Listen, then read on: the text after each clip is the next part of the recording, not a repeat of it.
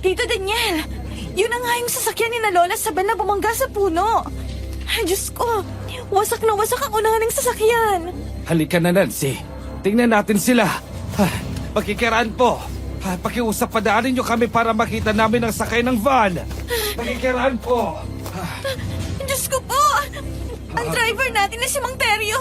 Patay na siya, basag ang ulo. Ang Lola Sabel mo at si Dodoy, nasaan na sila? Tanuin natin ang mga pulis, Tito Daniel. Baka alam nila kung nasan si Lola Sabel at Dodoy. Diyos ko, huwag mo naman po sana silang pabayaan. Sinabi ko na kasing huwag nang pumunta sa pestahan. Ang tigas kasi ng ulo ni Mama. Tingnan mo tuloy ang nangyari.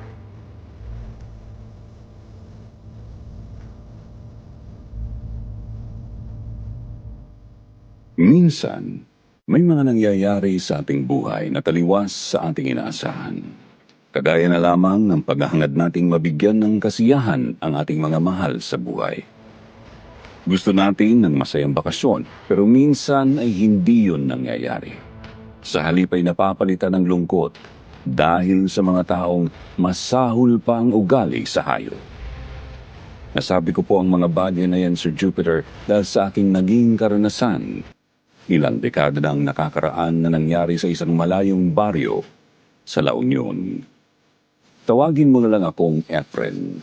Sa ngayon ay isa na akong retiradong pulis. Tuwing sumasapit ang kapistahan sa aming lugar ay hindi ko maiwasang maisip ang malabangungot na karanasang nangyari sa aking pamilya. Minsan talaga mayroong mga hayop na nagpapakatao at mayroong mga tao na nagpapakahayop.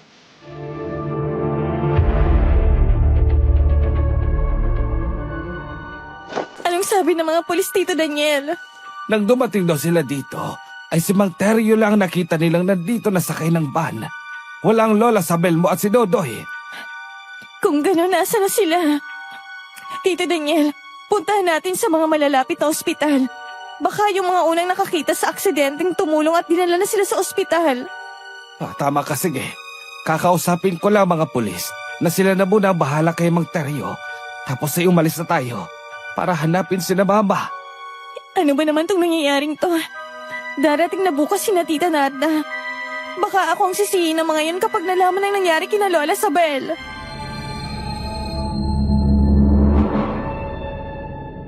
Ayon kay Nancy, matapos na makausap ni Tito Daniel ang mga pulis ay umalis na sila roon at nagbunta sila sa pinakamalapit na ospital para alamin kung mayroong pasyente na dinala doon galing sa aksidente. Pero napuntahan na nila ang dalawang ospital at nalaman nila na walang mga bagong pasyente na dinala roon. Kaya naman ang mga morgue at punerarya naman ang sumunod nilang pinuntahan. Wala rin doon sina Lola Sabel at Dodoy. Kaya naman bumalik sila sa istasyon ng pulisya para ipaalam na nawawala ang dalawa. Tapos ay umuwi na si Nancy at si Tito Daniel naman ay nagpatuloy sa paghahanap. Kaya nang dumating kami sa aming baryo sa La Union, si Nancy lang ang sumalubong sa amin at ang isa kong pinsan na parang may sariling mundo. Ito po ay si Adolfo.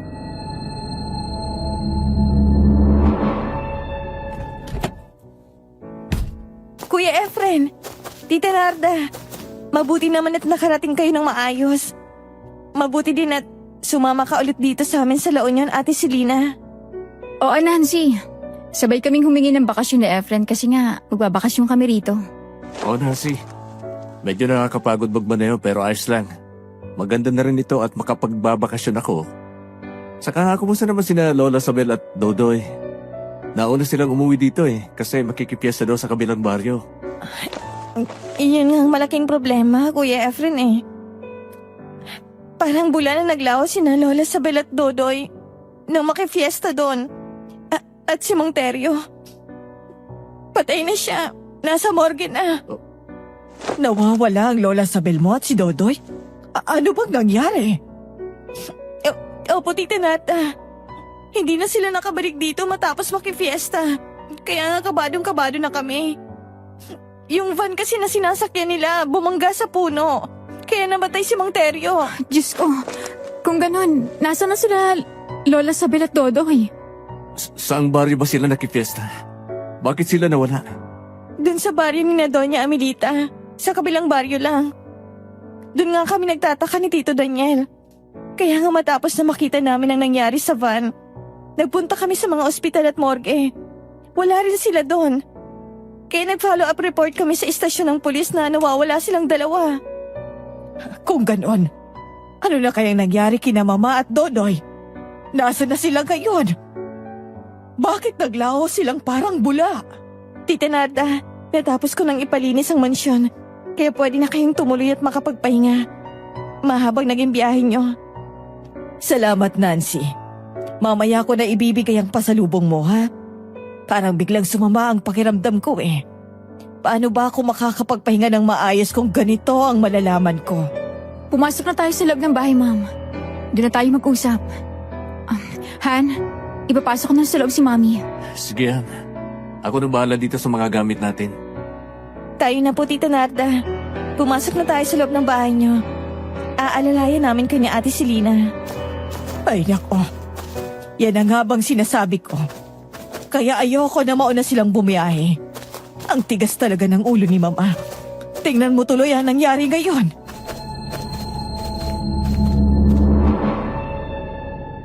Nang makapasok na nga kami sa loob ng bahay ay naupo si Mami sa sofa na naroon sa salas. Tapos ay kumuha naman ng tubig ang pinsan kong si Nancy at ibinigay kay Mami. Ako naman ay kinuha ko na ang mga gamit namin sa kotse at ipinasok ko na sa loob ng bahay. Tapos ay naupo ako sa sofa na naroon. Bigla akong nag-alala kay Mami Narda dahil nawala ang sigla niya. Napalitan yun ng pag-aalala sa pagkawala ni Lola Sabel at Dodoy.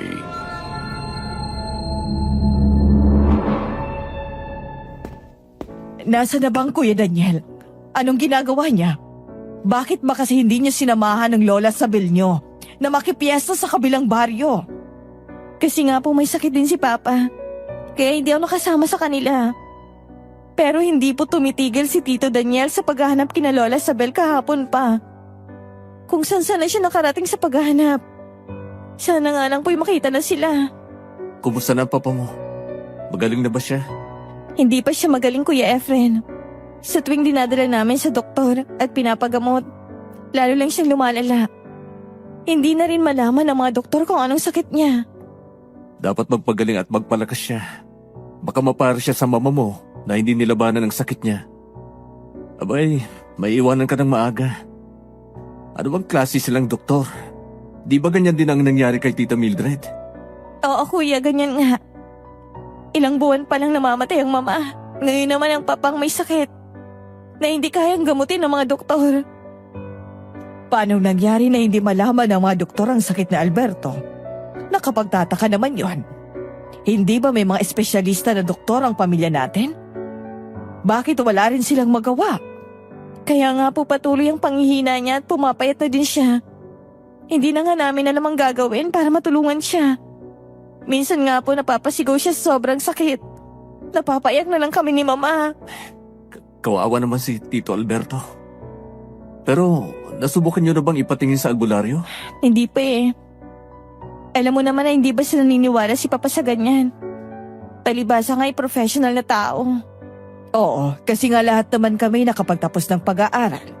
At professional lahat. Kaya nga pinilit din namin na lahat kayo'y makapagtapos din sa pag-aaral. At magkaroon ng maayos na trabaho. Pero Mami, huwag nating isa-isang tabi ang posibilidad na may kababalaghang nangyayari kay Tito Alberto. Bilang isang pulis, ay balikot ang aking imahinasyon kapag ganyan na ang pinag-uusapan. Kung hindi kayang gamutin ng doktor, subukan sa albularyo.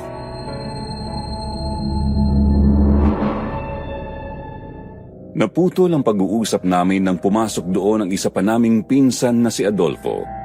Binati namin siya pero kagaya ng dati ay ngumiti lang siya. Mula kasi nang mamatay ang mga magulang niya sa isa ring aksidente ay hindi na siya nagsalita. Para siyang natroma kaya madalas ay hindi namin alam kung ano ang iniisip niya. Minsan kapag nagagalit siya ay naninira na lang siya ng mga gamit. At kung sisitahin mo naman siya, mag-aaway lang kayo. Madalas din silang mag-away ni Lola Sabel dahil kapag tinanong siya at hindi sumagot, nagagalit ang lola namin. Daig pa daw ang kumausap sa tuod. Kapag wala kami dito sa La Union, siya lang ang nakatira dito sa mansyon. Nang pumasok na siya sa kanyang kwarto ay muli kong napansin si Mami.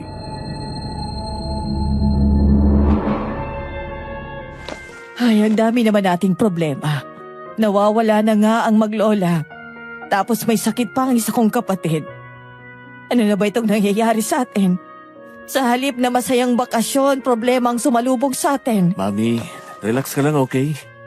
Malulutas din natin ang lahat ng mga problemang ito. Baka ikaw naman ang mapaano niyan.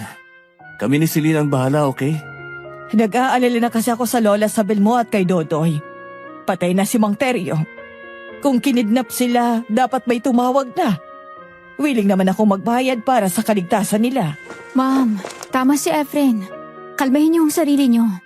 Kami na pong gagawa ng paraan para makita sila. Huwag niyong kalilimutan ng mga pulis kami. Ay, paano ba ako makakapag-relax kung ganito? Sana talaga hindi ko pinayagan ng lola Sabel nyo na maunang bumiyahe dito. Makikipag-ugnayan kami sa mga pulis probinsya. Magpapablatter at pagkatapos ay hahanap ng magaling na albularyo para kay Tio Alberto. Tapos na namin gawin yan, Kuya Efren.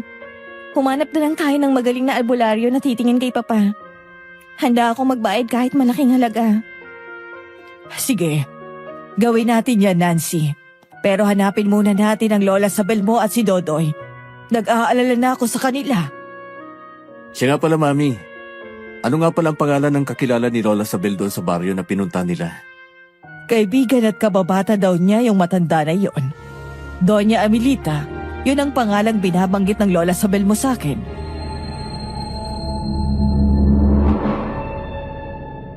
Nang kunin ko ang aking maleta ay inilabas ko doon ang isang maliit na bag kung saan doon nakalagay ang aking service firearms, police ID at tsapa.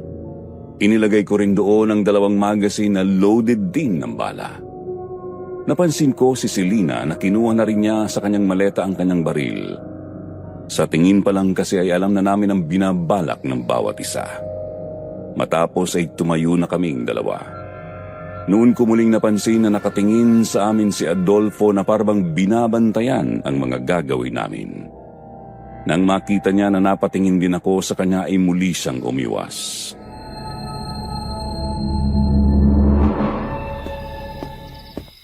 Saan ka pupunta, Efren?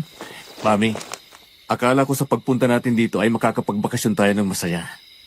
Akala ko ay makakapagpahinga na ako pansamantala. Kasi nanghingi kami ni Selena ng bakasyon kay Major Baldi Cantos. Hindi pa rin pala makakapagpahinga eh. Sisimulan na po namin ngayon ang unang hakbang para malaman kung ano ba talaga nangyari kina Lola Sabel. Sige, gawin niyong lahat ng nalalaman yung paraan para makita ang kapatid mo si Dodoy at ang lola Sabel niyo. Ayaw mo bang magpahinga muna? Mahabang naging biyahe natin. Pwede naman ako muna ang pumunta sa presinto. Sasamahan kita, Efren. Tayong dalawang mag-iimbestiga niyan. Baka naman may mga taong kumidap kina Lola Sabel para ipatubos ng malaking halaga. Iyon na nga din ang isa sa mga naisip ko, Selena. Nancy, wala pa bang tumatawag sa inyo para makipagtransaksyon? Sa amin wala pang tumatawag, Kuya. Hindi ko lang alam kung mayroon ang tumawag kina Tito Daniel. Kung ganun, pumunta muna tayo sa istasyon ng pulisya o military para mag-follow up tayo. Baka kasi hindi nyo pa na-report ang pagkawala nila. Sige na, lumakad na kayo ni Selena. Mag-iingat kayo. Han, ayos lang bang iwanan natin dito si Ma'am? Para kasing hindi ko gusto mga kilos ni Adolfo. Para bang hindi gagawa ng mabuti. Ganun lang talaga siya, Han. Mula nang maulila siya, ganun ang naging kalagayan niya. Para na siyang pipi, ayaw magsalita. Pero hindi naman siguro siya gagawa ng masama. Kasi alam niya na wala tayong ibang pagbibintangan kundi siya. Saka naroon naman si Nancy.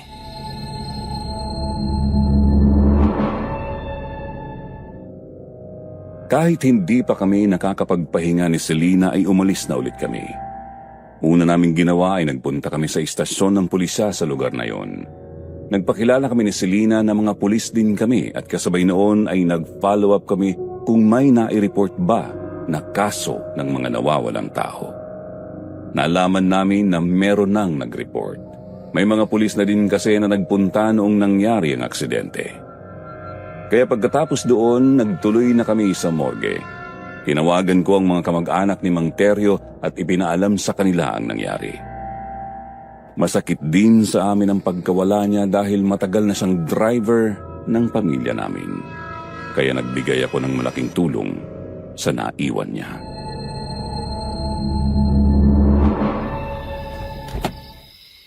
Kilala ko si Mang Teryo. Maingat siyang magmaneho, lalo pa nga at si Lola Sabel ang sakay niya.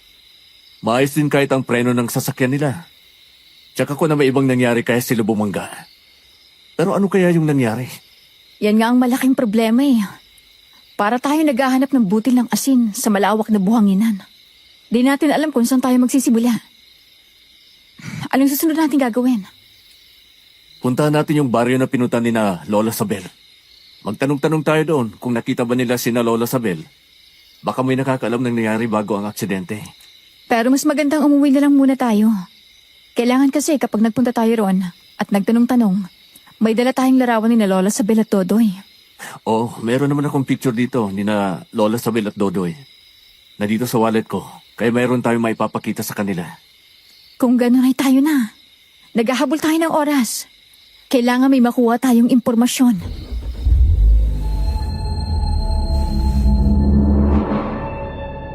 Nang umalis nga kami ni Selena sa police station ay nagtuloy kami sa baryo na pinuntahan ni na Lola Sabel kung saan kami nagsimulang magtanong-tanong. Negative ang mga unang tao na aming napagtanungan hanggang sa maisip ko unang hanapin ang taong pinuntahan ni na Lola Sabel.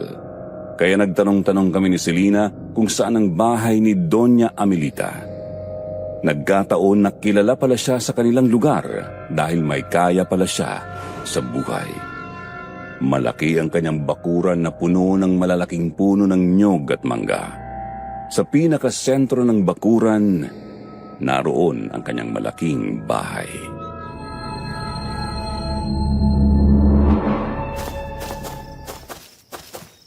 Ito na ba ang bahay ni Doña Amelita? Oo, ito na nga yun. Halika, kumatok tayo sa gate.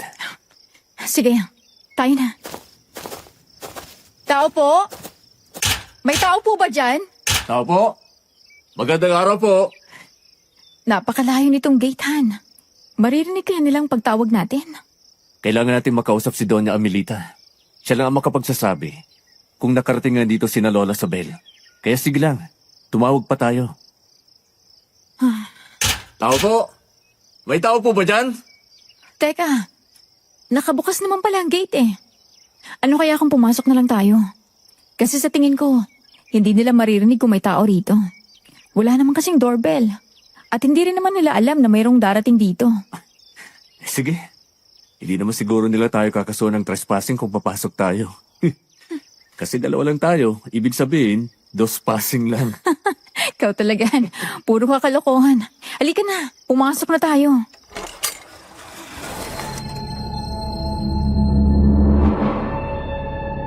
Marahan nga kaming pumasok ni Selena. Bumungad sa amin ang malawak na bakuran na mayroong mga halaman na may magagandang bulaklak. Mayroon ding mga puno sa paligid na malalago ang mga sanga at ang mga puno ng nyog ay hitik sa bunga. Ang lumang malaking bahay ay maganda pa rin kahit kupas na ang pintura.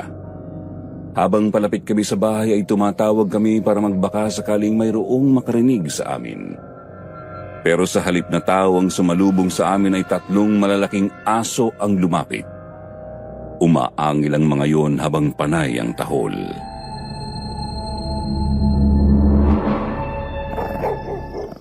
Pampu, relax ka lang. Huwag mo kaming kakagatin.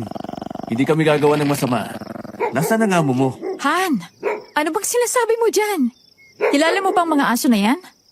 Pampu bang pangalan niya? Hindi ko alam kung anong pangalan nito, Han eh. Bakit tinawag mong Pampu yan? Pampu? Pampulutan. Ikaw talaga. Naku po, Han. Lalong nagalit sa atin eh. Ayan na sila, papasagot na. Atras tayo, Han. Dali. Masakit makagat ang aso, ha? Gumawa ka ng paraan, Han. Papasagot na sila. Itaboy mo sila palayo.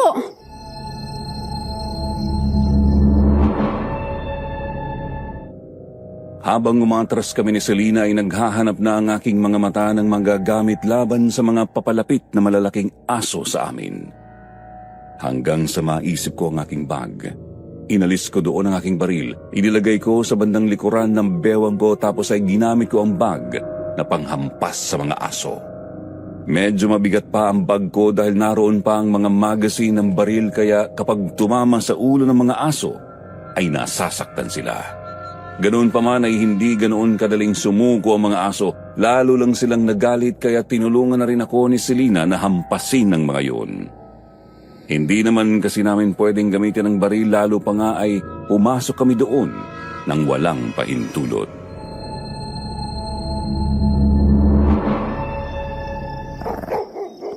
Ramiro? Marta? Negra? Tumigil kayo!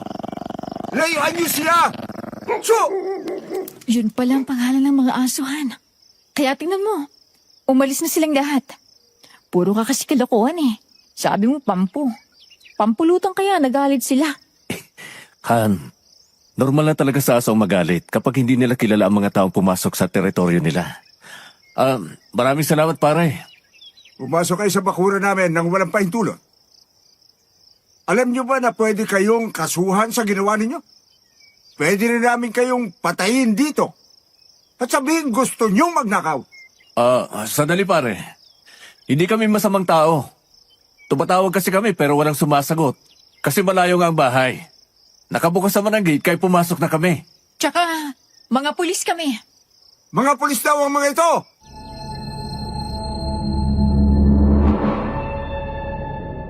Sa pagsigaw ni Naldo ay nakita namin na mula sa likuran ng malalaking puno ay lumabas ang mga lalaki at babae na kanina pa pala nagbabantay sa amin. Lahat sila ay masama ang tingin na para bang kakainin kami ng buhay. Nang tumingin ako sa mga bintana ng malaking bahay at sa katabi pa na isang bahay din ay nakasilip din ang ilang matatanda na seryoso ding nakatingin sa amin. Kaya tiningnan ko ng seryoso si Selena. Kumindat ako para malaman niya na nasa panganib kami. Kaya kailangan niyang maging handa.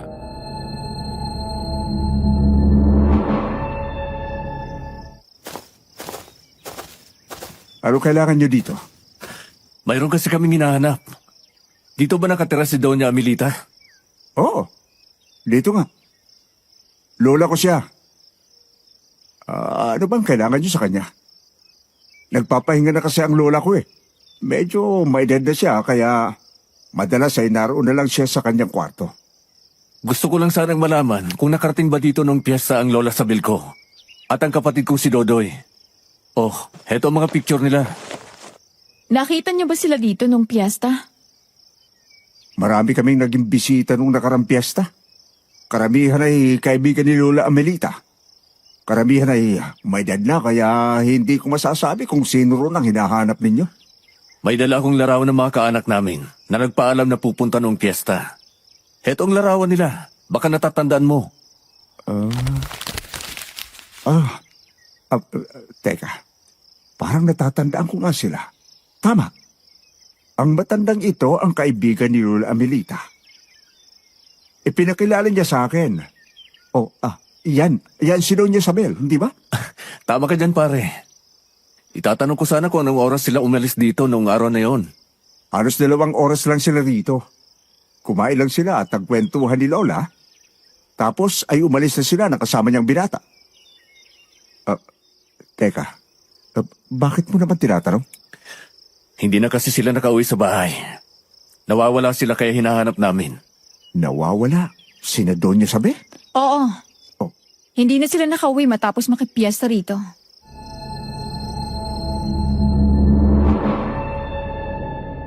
Naputol ang pag-uusap namin nang bigla ay tumahol ang mga aso habang nakatingin sa pintuan ng malaking bahay. Paano ay lumabas doon ang isang matanda na halos kasing edad ni Lola Sabel. Ayon kay Naldo, yun si Doña Amelita. Narinig pala niyo ng kaguluhang nangyayari kaya lumabas. Humarap sa amin at sinabing nagkita nga sila ni Lola Sabel. Pero nagpaalam din pagkatapos nilang magkwentuhan. Pero napansin ko ang balaban niya. Pag-aari yun ni Lola Sabel kaya bigla akong kinabahan pero hindi ako nagpahalata. Naisip ko kasi na delikado kami ni Selena kung gagawa ako ng marahas na hakbang. Nasa loob kami ng kanilang bakuran.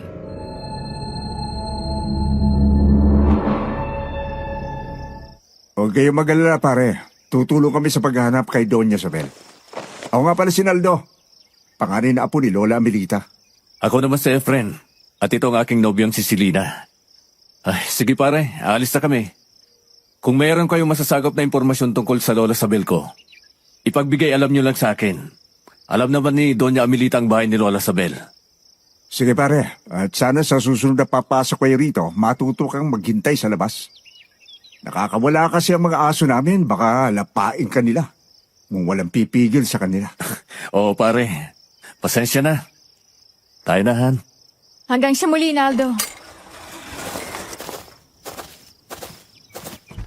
Han, bakit tahimik ka? Anong iniisip mo?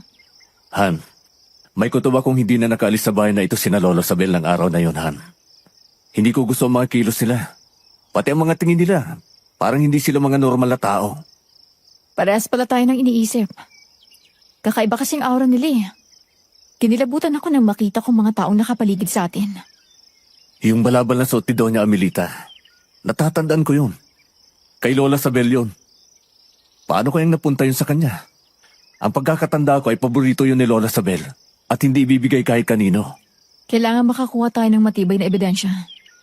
Baka nga may kinalaman ng mga taong yun sa pagkawala ni Lola Sabel at Todoy.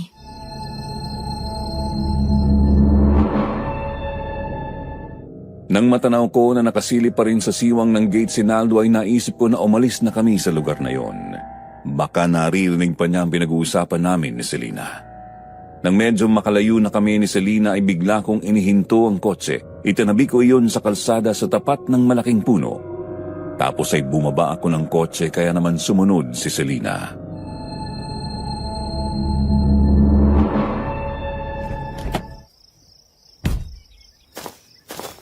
Hindi pa ba tayo uuwi? Bakit tayo huminto rito? Dito muna tayo. Maghintay muna tayong dumilim, tapos ibabalikan natin ang mansyon. Iba talaga ang pakiramdam ko sa mga taong naroon. Sige, malapit na rin namang dumilim. Alam ko naman na hindi ka titigil hanggat hindi mo nagagawa ang gusto mo eh. Kilalang kilala kita, Han. Madalas kasi ay tamang nagiging pakiramdam ko, Han. Kaya gusto ko lang tiyakin kung tama ba. Oo, alam ko naman yun eh.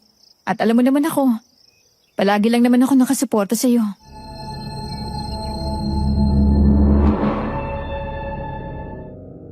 Mabilis nga ang naging paglipas ng mga oras, unti-unting kumalat ang dilim. Dumalang na ang mga sasakyang dumadaan doon, paano nga ay madalang ang mga bahay sa lugar na yon. Puro mga puno pa ang makikita sa magkabilang panig ng kalsada. Nang tumingala ako sa langit, nakita kong papasikat na ang bilog na buwan. Kasunod ang paghihip ng malamig na hangin, kaya naman sumakay na kami ni Selena sa kotse at nagmaniobra ako. Muli naming tinahak ang daan pabalik sa mansyon ni Doña Amelita, pero may sumalubong sa amin na aso na hindi ordinaryo ang taas at laki. Nabangga namin siya.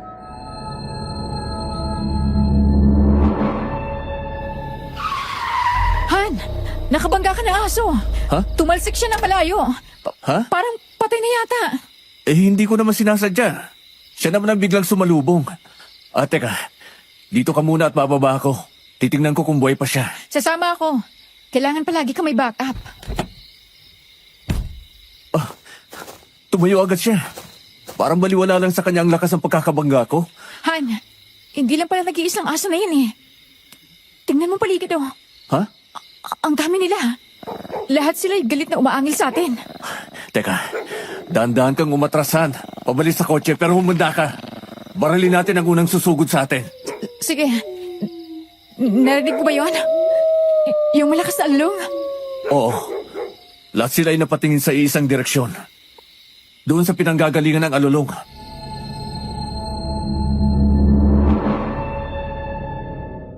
Tumigil nga ang malalaking aso sa paglapit sa amin ni Selena, tapos ay tumakbo na sila papalayo. Nagpunta sa iisang direksyon. Nang wala na ang mga malalaking aso, muli naming nakita si Naldo. Seryoso siyang lumapit sa amin, kaya naman Isinukbit na namin ang aming mga baril, bagay na nakita ni Naldo.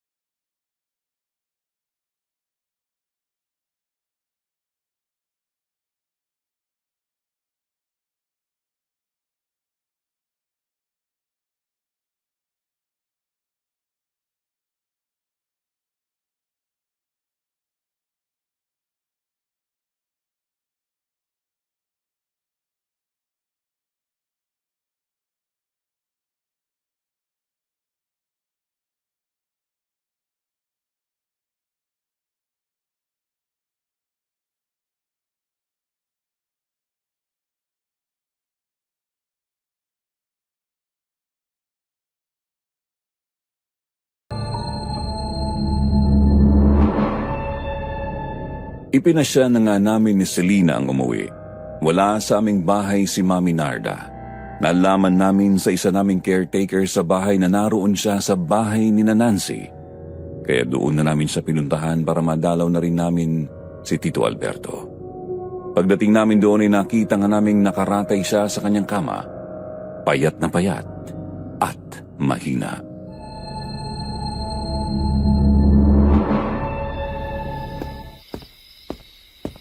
Tito Alberto, patingin nga po ng mga kamay nyo.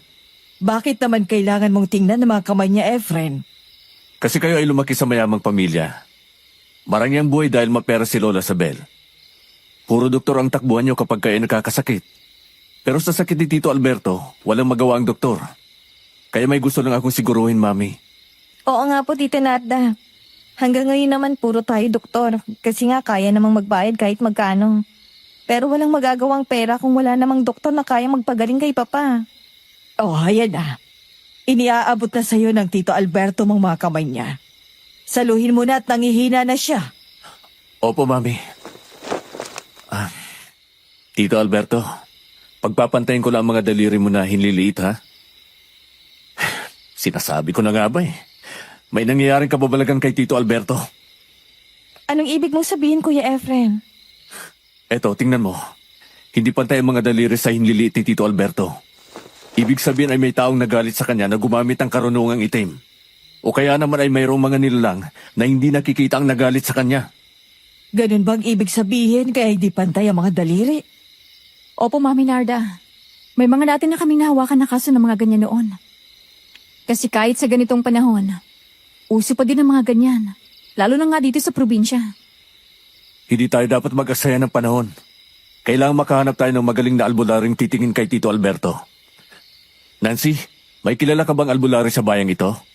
Wala, Kuya Efren. Kasi nga kapag may nagkakasakit sa pamilya, doktor ka agad ang takbuhan namin. Doon may naririnig ako na magaling na albularyo. Hindi ko lang alam kung totoong albularyo yon. Tsaka kung buhay pa ba hanggang ngayon. Sinong albularyo yun, Mami? Si Mang Turo. Sa baryo nang namakpakan siya nakatira. Anong ingay yun? Pagkatapos ng malakas na kalabog ay parang may naglalakad naman sa bubungan niyo, Nancy. Mabibigat ang mga yabag niya. Hindi nga po namin alam kung bakit tuwing gabi may kumakaluskos sa aming bubungan. Lalo na dito sa tapat ng kwarto ni Papa. Minsan nga po naiisip ko na baka pusa lang yun. O kaya naman bunga lang yun ng niyog na nahulog kaya kumalabog. Pero sa tingin ko, hindi yun pusa. Narinig niyo bang alalong ng mga aso? Ibig sabihin yan, meron silang nakikita na nakakatakot. Mayroon ng malakas sa flashlight mo, Nancy. Titingnan ko kung anong nasa bubungan nyo.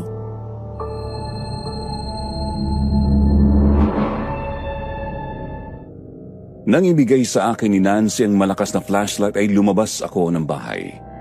Maingat akong umikot sa likuran ng bahay.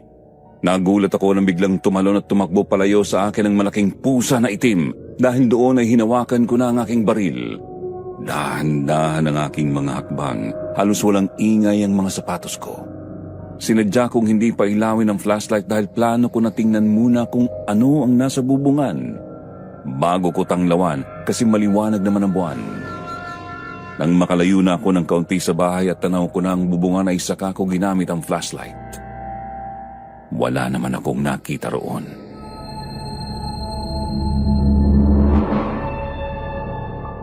Wala siya sa bubungan. Ano naman? Biglang-bigla ka namang sumusulpot. Akala ko ay nasa loob ka ng bahay at binabandan si Tito Alberto. Sumunod nga ako sa iyo eh. Nang tumakbong pusa kanina, saglit siyang tumigil. Tumingin sa puno kaya napatingin din ako sa punong malaki. Efren, merong tao. Hayong tingnan mo. Pero huwag kang papahalata na nakikita natin siya. Mukhang unggoy ba yun? Eh di ilawan mo na para makita natin. Kapag kakaibang nilalang na yan, babanatan ko na kaagad. Oh, sige. Pumada ka na, Han. Anong klaseng nilalang yan? Hugis tao pero puno ng balaybo ang buong katawan. Unggoy ba yun? Naku po, parang alam niya ang gagawin natin. Tumalo na ulit siya sa bubungan. Ayun, ang bilis niyang tumakbo. Ikutin natin sa harapan. Doon siya tatakbo. Dalihan! Ayun siya, Han. Humanda ka sa akin ngayon. Tama ka nga. Parang unggoy na aso mukha. Nagbabagang mga mata niya. Mahaba mga ngipin. Aswang nga ang isang to. Mag-iingat ka. Babangis ang isang ito. Banatan na natin. Efren, susugurin niyo tayo. Hindi kami natatakot sa'yo, hangal ka. Salubugin mo ang balang baril ko. Ang galing mo talaga, Han. Ang galing mong bumarel. Bulag tayong aswang sa likuran ng mga halaman. Huwag kang magpapabayahan hanggat hindi mo natitiyak na patay na ang iyong kalaban. Halika, dahan-dahan natin siyang lapitan. Kumanda ka lang, makabuhay pa siya. Sige, palagi naman ako nakahanda. Kapag buhay pang halimaw na yan, bibistayin ko ng bala.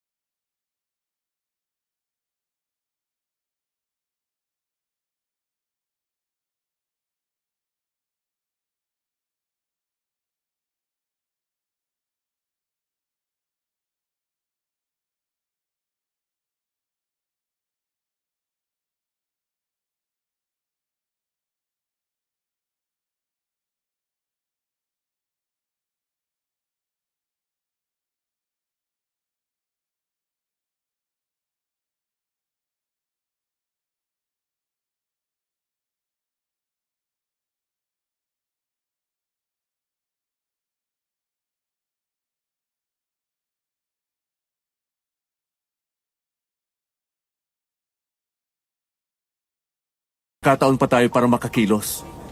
Bukas puntahan niyo na si Mang Turo. Teka, may impormasyon na ba kayong nakuha sa pagkawala ng kapatid mo at ni Mama? Opo, Mami. Nakausap na namin si Doña Amelita. Totoo nga na nagpunta roon sina Lolo Sabel noong piyesta. Pero umalis din daw. Nag-follow up din kami sa mga pulis dito. Palagay ko naman ay kumikilos na rin sila. Ang dami talaga nating problema. Hanggang ngayon nga hindi pa rin umuwi ang Tito Daniel mo. Saan na kaya siya nakarating? Matatapos din ang mga problemang ito, Mami.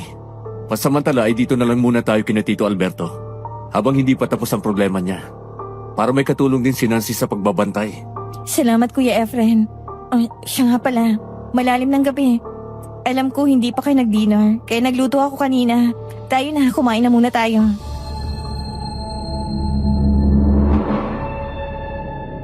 Nang sumunod na araw nga ay nagpunta kami ni Selena sa baryo ni Namang Turo at nagtanong-tanong kami hanggang sa makarating nga kami sa bahay niya. Na mga pagkakataong yon, marami ang mga taong nagpapagamot sa kanya kaya pumila pa kami. Naghintay kami ng mahabang oras hanggang sa makaharap na namin siya at masabi namin sa kanya ang problema ni Tio Alberto. Nang malaman iyon ni Mang Turo ay kaagad na siyang sumama sa amin. Lalo pa nga at sinabi ko na binabalik-balikan na si Tio Alberto ng aswang. Nang makarating kami sa bahay, kaagad na nagsagawa ng ritual si Mang Turo sa pamamagitan ng kandilang pula na ipinatak sa tubig na nasa palanggana.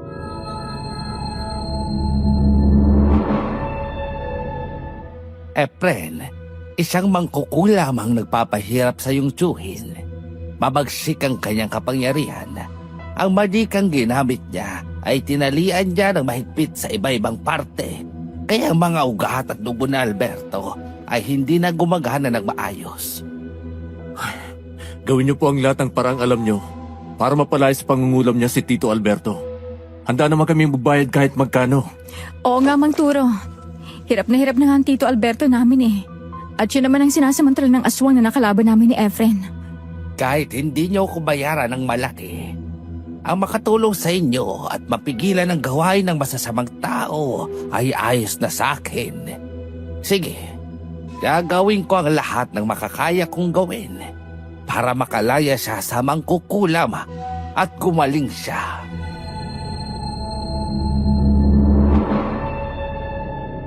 Muli nga nagsagawa ng malalim na orasyon si Mang Turo. Kasunod ay hinawakan niya ang kamay ni Tito Alberto at mayroong itinali na pulang laso.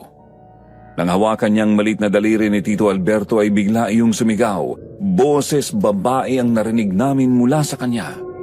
Nasasaktan ang babae habang pinipiga ni Mang Turo ang daliri ni Tito Alberto. Pilit niyang pinapaamin ang mangkukulam kung sino siya at ano ang kasalanan sa kanya ng tiyuhin namin. Pero kahit nasasaktan ng mangkukulam ay hindi talaga siya umamin.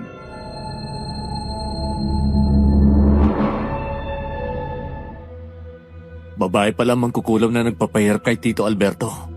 Napakawalang hiya niya. Sige, Mang Toro, bigyan niyo ng leksyon ang mangkukulam na yan. Oo, siya ang mangkukulam na nagpapahirap kay Alberto. Nahuli ko na siya, pero talagang matigas. Ayaw umamin kung sino siya at ano ang nagawang kasalanan sa kanya. Kapag hindi ka nagtapat, ay lalo kitang papahirapan. Sino ka?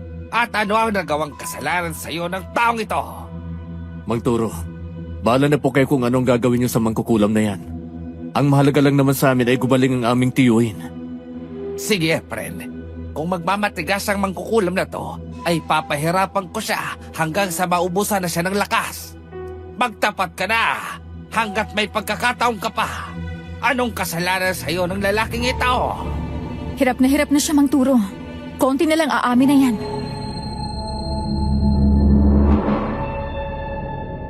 Ilang malalakas na pagdaing pa ang isinigaw ng mangkukulam. Di nagtagal ay umamin na yon na mayroong nagbayad ng malaki sa kanya para kulamin si Tito Alberto at ang utos sa kanya ay patayin ng unti-unti.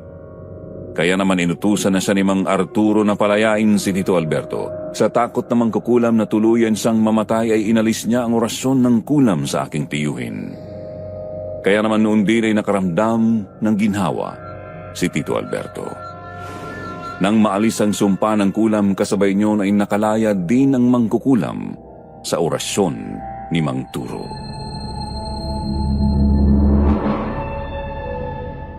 Magaling na po ba si Tito Alberto, Mang Turo? Oo, magaling na siya sa ngayon. Pero maaari ulit siyang kulamin ng mangkukulam na yon kapag wala na ako. Kaya mas mabuti pa ay tapusin na natin to, Efren. Samahan mo ako para tugisin ang mangkukulam na yon sa mismong bahay niya para hindi niya nabalikan pa si Alberto. Pero paano po natin siya mapupuntahan? Kilala niyo na ba ang mangkukulam? Oo, Efren.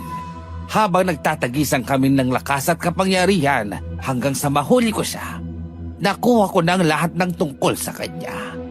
Iisa lang ang mabagsik na mangkukulam sa bayang ito. Si Aling Shoni. Kung ganun po ay tayo na. Kailangan na natin siyang puntahan ngayon habang nangihina pa siya. Nancy, aalis muna kami. Samahan ninyo ni Mami si Tito Alberto. Pupunta lang namin ang walang yang mangkukulam na yon. Sige kuya, mag-iingat kayo. Kapag nahuli niyo ang mangkukulam na yon, ipakulong mo siya. Dapat pagdusahan niya sa kulungan ang ginawa niya sa papa ko.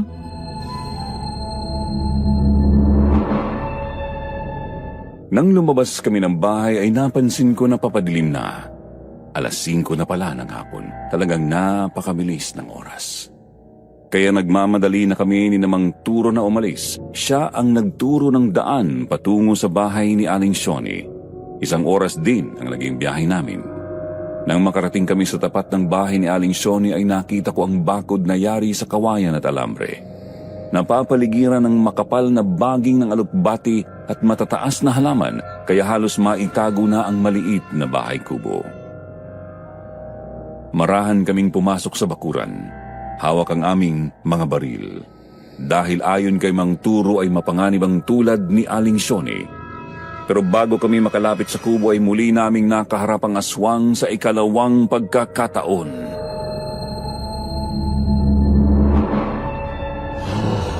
Dito rin pala nagtatago ang aswang na pabalik-balik sa bahay ni Tito Alberto. Tama ka, Han. Di kaya ang aswang na to at ang mangkukulam ay iisa? Haya na siya! Tapusin na natin dito ang labang ito, halimaw ka!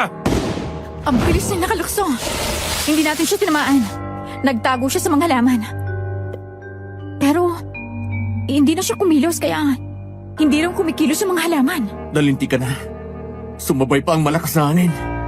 Gumalaw ang lahat ng halaman. Saan banda lalabas ang aswang? Sa likuran mo, Han! Susugurin ka niya! Umilag ka't papanatan ko!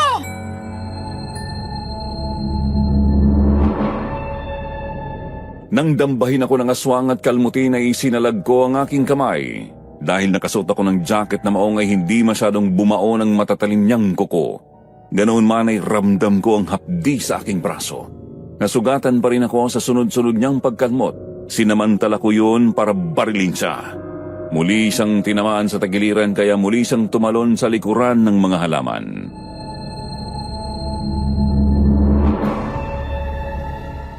Muntik na ko doon ah. Mabuti na lang at nakita mo, Han. Pero nakapagtago siya ulit. Pasensya ka na. Hindi ko siya mabaril kasi nagpapambuno kayo eh. Baka ikaw ang tamaan ko. Ayos lang yun. Muli ko na naman siyang natamaan. Kaya lang ang pinagtataka ko, sugatan na siya, pero parang baliwala lang sa kanya. Tuso ang mga katulad nila. Kahit tamaan ng bala ng baril, ay hindi nila iindahin yan.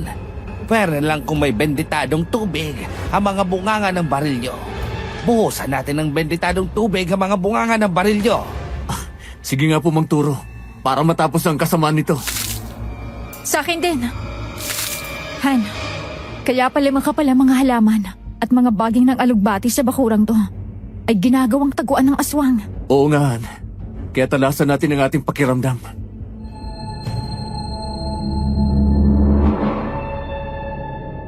Muli nga ay hinanap namin sa paligid ng aswang, pero dahil makapal ang mga halamang naroon ay hindi namin makita kung nasaan siya nagtatago. Para kasing hindi sa kumikilos sa pinagtataguan at tahimik na nanonood sa aming mga kilos. Hanggang sa makita ko na mula sa kanyang bag ay kinuha ni Mang Turo ang nakaplastik na asin tapos ay inihagis sa mga makakapal na halaman na posibleng pinagtataguan ng aswang. Bigla ay umigtad ang aswang na parabang napaso ng masabuyan ng asin, kaya naman yun ang pagkakataong sinamantala namin. Pinaputukan na namin siya, ilang balang tumama sa kanyang katawan.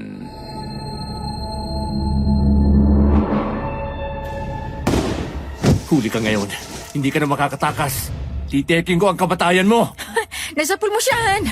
Bulagta ang aswang! Patay na ba siya? Oo, mamamatay na walang hiyang yan. Ha, pero hindi yan sa Aling Shoni. Baka nasa loob pa siya ng kubo. Kung ganun, ay tayo na, Han. Tapusin na natin ito. Pasukin na natin at huliin si Aling Shoni. Sige, pasukin mo dyan. Kami naman ni Mang Turo ang mag-aabang sa likuran. Baka tumakas siya at doon dumaan. Sige, dalian nyo. Dapat mahuli natin ang mangkukulam na ito.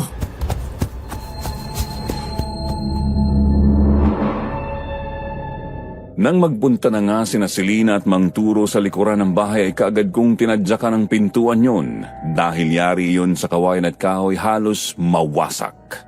Kaagad akong nakapasok sa loob, kaagad kong tiningnan ang paligid. Mayroon pang sindi ang gaserang naroon. Sa dulong bahagi ng kubo ay naroon ang lamesa. Nasa ibabaw nyo ng kandilang itim na mayroon pang sindi. Naroon din ang manikang basahan at ang mga itim na tali na inalis sa manika.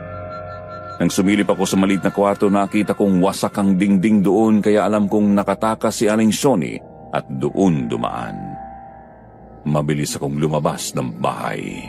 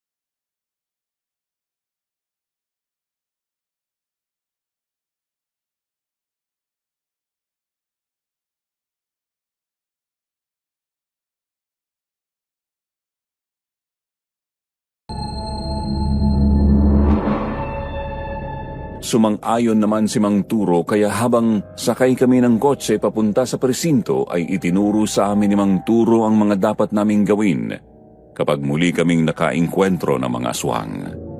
Pwede naming gamiting panglaban ang asin, bawang o ang tubig dagat, buntot page, siit ng kawayan at buho. Kaya naman kailangang mabuhusan ng benditadong tubig ang aming mga baril para tablan ang sinumang kampo ng dilim na matatamaan yun. Nang makarating kami sa presinto ay umamin naman si Aling Shoni sa nangyari kasi natatakot siya kay Mang Turo. Pero hindi niya kilala ang taong nag-utos sa kanya. Kaya nakulong siya. Habang nagbibigay ng statement si Selena ay nagpaalam na si Mang Turo. Nasaan na si Mang Turo? Umalis na ba siya, Han? Oo, umalis na siya. Meron pa daw siyang pupuntahan. Hindi na nagpatid pero binigyan ko siya ng pera. Alam mo, Han, hanga ako kay Mang Turo. Hindi niya tinanggap ang malaking perang ibinibigay ko. Konting halaga lang daw ay ayos na. Di bale. Kung ayaw niyang tumanggap ng pera, edi ibang bagay na mapapakinabangan niyang ibigay natin sa kanya. Oo, gagawin natin yan. Tatapusin lang muna natin ang problema ni Lola Sabel. Ngayong alam na natin ang panlaban sa mga aswang, pwede na nating balikan ang bahay ni Doña Amelita. Binigyan ka ba ni Mang Turo ng benditadong tubig? Oo, iniwanan na niya sa akin itong bote. Madali naman daw siya makakakuha nito kaya gamitin ko na. Kung ganon, anong susunod natin gagawin? Papasukin natin ng lihim ang mansyon ni Doña Amelita. Kailangan makakuha tayo ng ebidensya na may kinalaman sila sa pagkawalan ni Lola Sabel. Saka ako hihingi ng baka para marinig natin ang buong bahay nila. Sige, pero umuwi na muna tayo nang malaman natin kung ano nang kalagayan ni Tito Alberto. Tsaka para malaman din ni Ma'am na ligtas tayo. Baka kasi nag-aalala na din yun eh. Oo nga, Han. Tama ka. Naaawa na ako kay Mami. Mula nang dumating tayo dito, ay hindi ko na siya nakitang umiti pa. Palagi na lang siyang malungkot kakaisip kina Lola Sabel.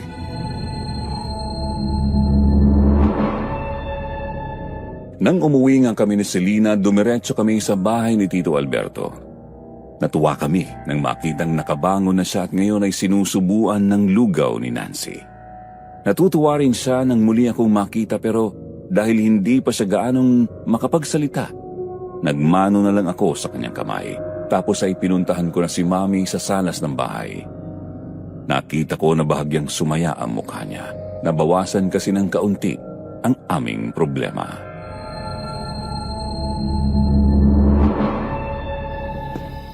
Anong nangyari sa mangkukulam? Nahuli niyo ba siya? Oo, Mami. Nakakulong na siya. Umamin na rin siya sa mga pulis sa mga ginawa niya. Meron daw mayamang lalaki na nag-utos sa kanya na gawin yun kay Tito Alberto. At ang nakakagulat, Ma'am, yung aswang na palaging dumadalaw dito kay Tito Alberto ay asawa pala ng mangkukulam.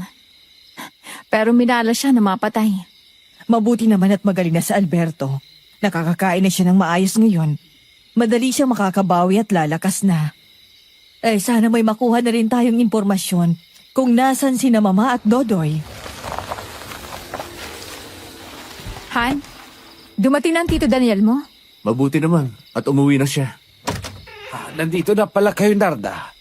Magandang gabi, Tito Daniel. Saan ba kayo nanggaling? 2 araw na kami dito pero ngayon lang kayo umuwi. Nawawala ang Lola Sabel mo, pati si Dodoy. Ang paalam ay magpupunta lang kay Doña Abilita. Pero hindi na sila nakabalik dito. Kaya kung saan ako nakarating sa paghahanap sa kanila.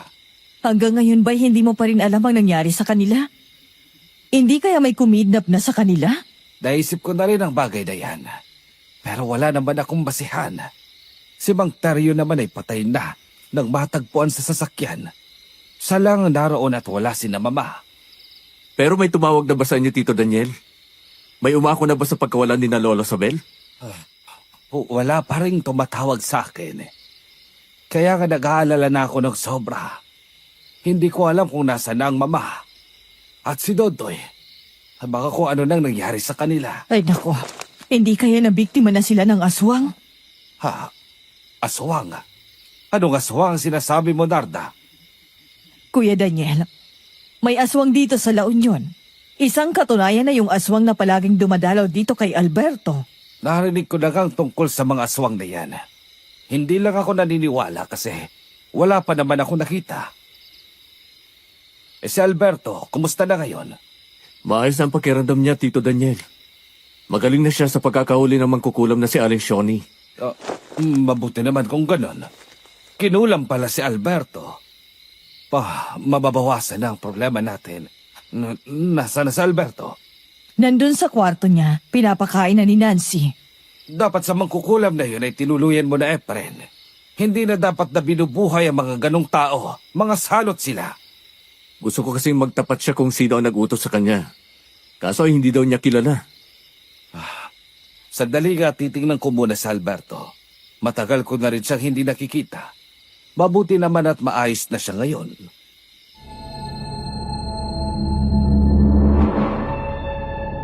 Kaagad na pumunta si Tito Daniel sa kwarto ni Tito Alberto. Kaagad siyang pumasok doon nang makitang kumakain na nga iyon at sinusubuan ni Nancy. Bakas ang katuwaan sa kanyang muka. Kaagad siyang lumapit at tinapik ang balikat ni Tito Alberto. Sinabihan pa niya na magpalakas para magawa na ulit yung dati nilang ginagawa na magkasamang nagbibisikleta para magpapawis. Minsan ay dumadayo sila sa matataas na bundok para umakyat doon. Tapos ay muli siyang lumabas ng kwarto. Muli niya kaming hinarap.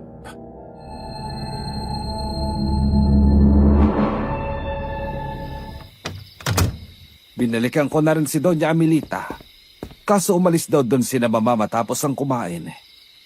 Ganyan din ang sinabi nila sa amin. Pero hindi ako masyadong naniniwala.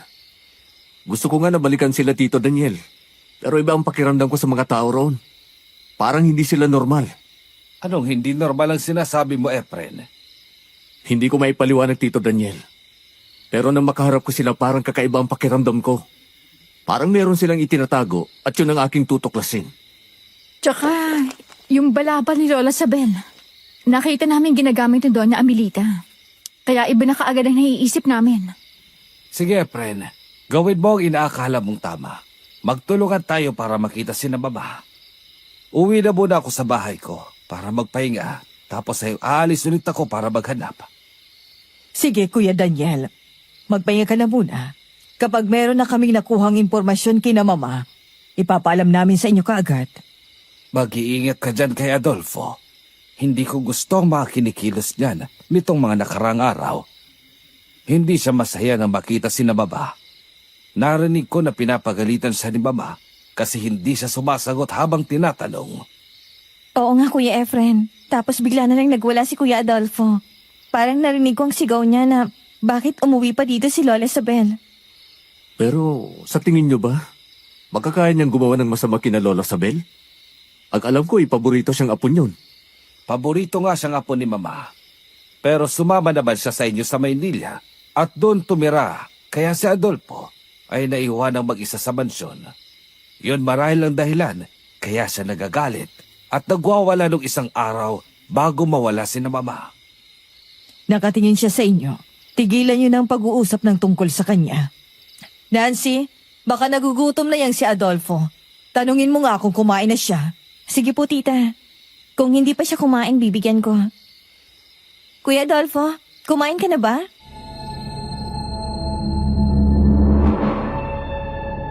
Hindi pa nga kumain si Adolfo kaya binigyan siya ng pagkain ni Nancy.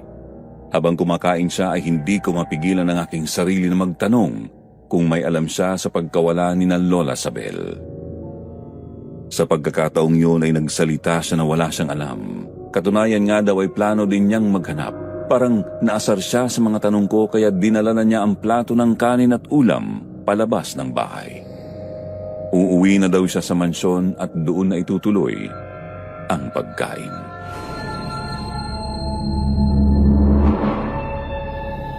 Kapag napatunayan ko na mayroon siyang kinalaman sa pagkawalan ni na Lola Sabel, hindi ako magdadalawang isip na ipakulong siya.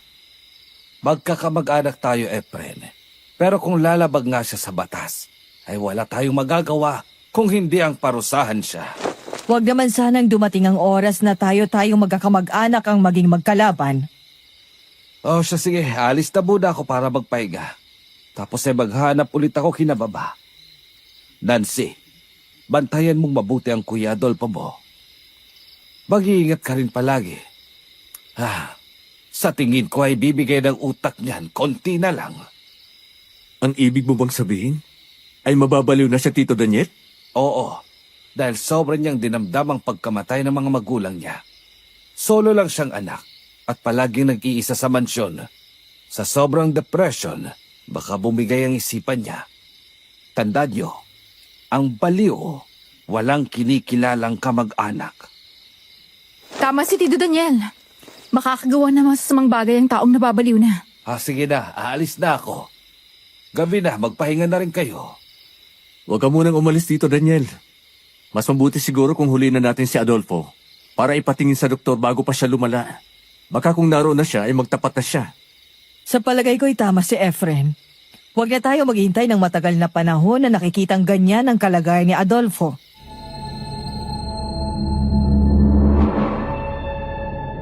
Sumang-ayon naman si Tito Daniel, kaya ng oras ding yon ay kumilos na kami.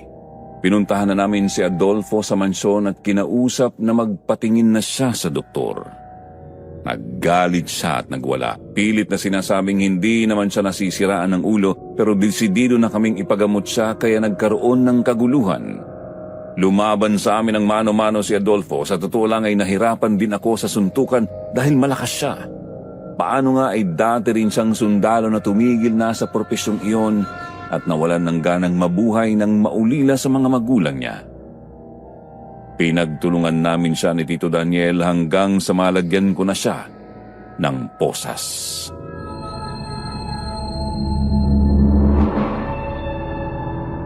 Bisit ka talaga, Adolfo. Nasisiraan ka na talaga ng ulo. Hindi mo na ako ginalang. Nagawa mo akong suntukin. Napapaliw ka na talaga. Sige na, Tito Daniel. Magpahinga na po kayo at kami na lang ni Selena ang magdadala sa kanya sa ospital. Sige, Efren. Ikaw na ang bahala dyan sa pinsan mo. Nakakainis. Nanakit ang katawan ko, Aalis na po kami ni Efren, Mom. Nancy, ikaw na munang bahala dito, Sige, Ate Selena, mag-iingat kayo. Adolfo, iho, huwag ka sanang magtatanim ng galit sa amin. Gusto lang naman namin na matulungan ka. Kasi ang dami na nating problema. Kung may alam ka man sa pagkawala ng lola mo, sabihin mo na.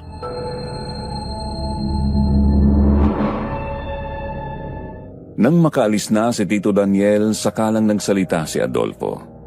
Ayon sa kanya ay aswang ang kumuha kina Lola Sabel at Dodoy. Nakita niya ang mga pangyayari kaya natatakot na siya. Nakita ko ang pagluha at takot sa mukha niya. Nakaramdam ako ng awa. Pero nang muli siyang manahimik at hindi na nagsalita ay nabuo na ang desisyon ko. Dinala namin siya sa ospital. Sinuri siya ng doktor. Yun na rin ang nagsabi, kailangan talaga niyang magamot dahil nakita na sa kanya ang mga senyales ng taong malapit ng mabaliw. Kaya naman kahit masakit sa aming kalooban, iniwanan na namin siya sa ospital. Doon ay paulit-ulit niyang isinigaw na aswang ang kumuha kina Lola Sabel. Bago po natin ipagpatuloy ang kwento, mga mahal naming listeners, kaunting paalala lang po saglit. Ito lang po ang listahan ng mga legit channels natin. Kwentong Takip Silim, Sitio Pangil, Sitio Bangungot, Aswang Diaries, Aswang Confessions, at ang pinakabago nating channel na Aswang Radio. Kung mayroon po kayong makikita na nag-upload ng mga contents natin, huwag po natin silang tangkilikin at tulungan niyo po kami na i-report sila. Salamat po.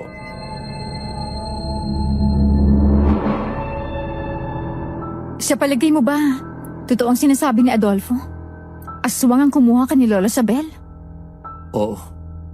Ngayon ay lalong nadagdagan ang paghihinala ko kina Naldo. Baka sila nga ang kumuha kina Lola Sabel. Pero wala namang sinabi si Adolfo kung nakilala niya mga aswang. Kaya wala pa ring basihan ang bintang natin. Kaya nga, hahanap tayo ng paraan. Aalamin natin kung tama ang ating hinala natin sa kanila. Kaya nga kailangan din natin magdala ng iba pang panglaban sa mga aswang maliban sa ating baril. Umuwi muna tayo at magpahinga. Sobra ng pagod ko eh.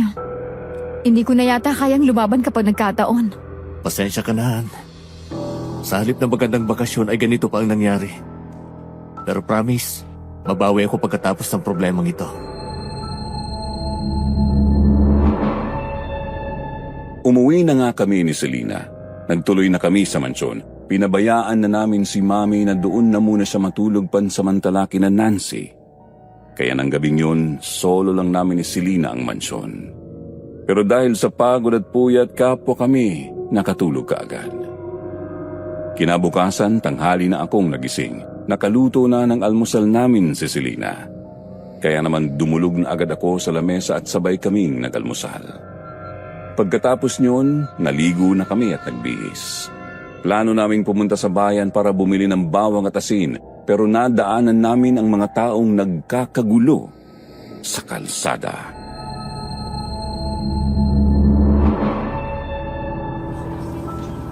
Anong meron? Bakit maraming tao? Halika, tingnan natin kung ano ang pinagkakaguluhan nila. Han, may taong patay. Wasak ang dibdib at may malaking sugat sa lieg. Sabi ko na nga ba eh. Talagang meron pang ibang aswang maliban doon sa napatay natin. Oo nga. Napakalupit nila. Walang awa sa kanilang biktima. Han, si Naldo, nandito rin siya. Nandito rin pala kayo, Efren? Oo nga. Nakalimutan ko pala na pulis nga pala kayo. Tama lang na nandito kayo. Naldo, anong masasabi mo sa bangkay na yan? Sa tingin mo ba ay kagagawa niya ng aswang? Hindi totoo yan. Hindi aswang ang pumatay sa kanya. Wasak ang dibdib niya. At merong sugat sa lieg na parang kinagat ng matatalim na pangil. Sasabihin mo na hindi ba aswang ang pumatay sa kanya? Tingnan nyo nga ang sugat niya sa dibdib. Parang hiniwa ng matalim na bagay. Halimbawa ay gumamit ang kutsilyo. At yung lalamunan niya ay parang tinusok ng matulis na bagay.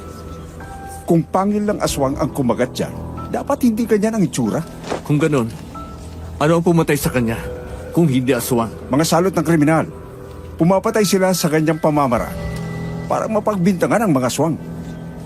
Kaya ang mangyayari, malaya silang nakakagala at paulit-ulit na gumagawa ng kasamaan habang ang mga tao ay nagagalit sa mga aswang. Bakit ganyan na lang ang pagtatanggol mo sa mga aswang? Hindi ko sila pinagtatanggol. Sinasabi ko lang yung nakita ko. Kasi hindi kanya ng itsura ng taong sinalakay talaga ng aswang.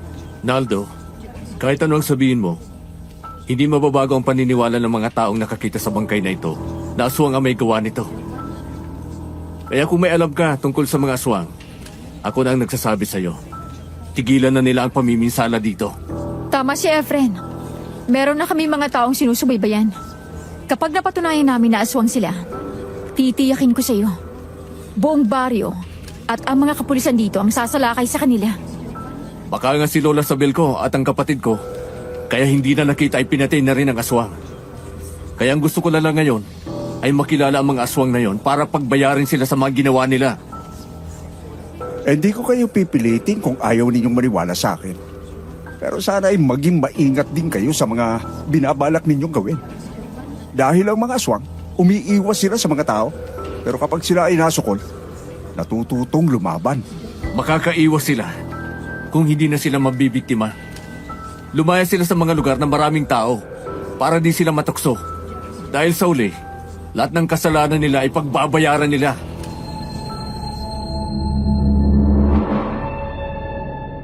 Nakita ko na parang nainis si Naldo.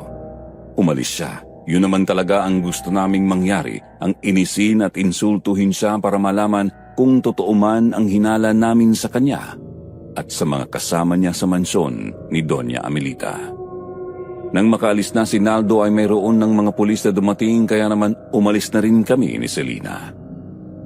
Nagpunta kami sa bayan at bumili ng 2 kilong asin at mga bawang. Matapos nyon, muli kaming nakipagkita kay Mang Turo. Nagtanong kami kung paano malalaman na aswang ang aming kaharap. Sinabi niya na batuhin ng asin. Kapag napaso, siguradong aswang. Kaya matapos nyon, nagbalik kami sa aming sasakyan.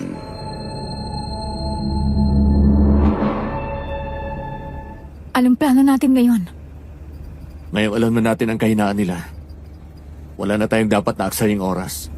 Pasukin natin ang mansyon. Lahat ng sasalubong sa atin ay sabuyan natin ng asin. Ayaw din nila ng amoy ng bawang.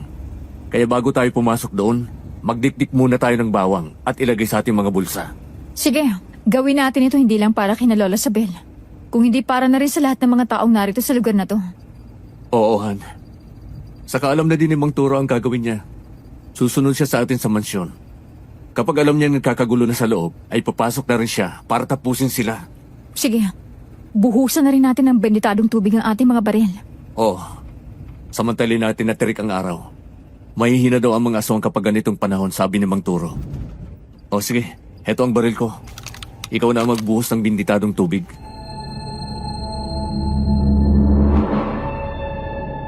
Sumang-ayon naman si Selina sa sinabi ko. Ibinigay ko sa kanya ang bote ng benditadong tubig pati ang aking baril.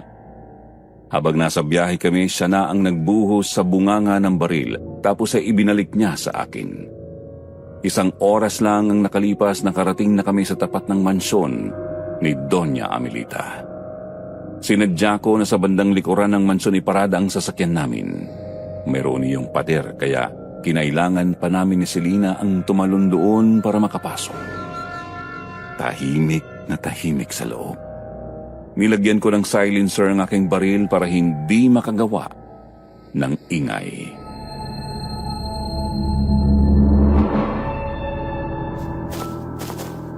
Han, tama ang sinabi ni Mang Turo.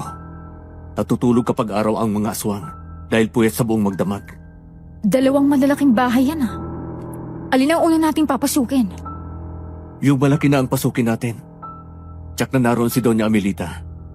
Kailangang mabawi ko ang balaban. Ebidensya yun. Han, ayan na naman ang mga istorbo. Nakakawala talaga sila para magbantay sa paligid. Ayos yan. Malalaman natin kung talagang aso nga ang mga yan. Oh, tikman niyo ang mga asin na ito. Ayos, Han. Nasapul mo sa mukha ang aso. At talaga nasaktan siya. Tingnan mong 2 pa oh. Natakot nang lumapit. Batuhin pa natin yung 2.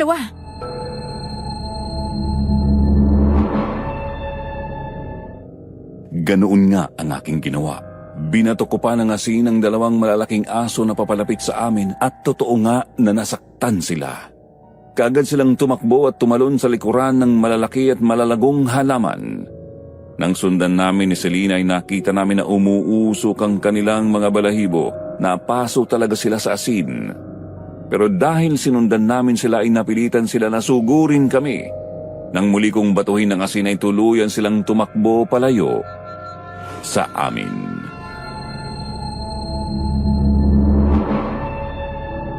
Sinasabi ko na nga ba? Hindi sila ordinaryong mga aso dahil napapaso sila sa asin.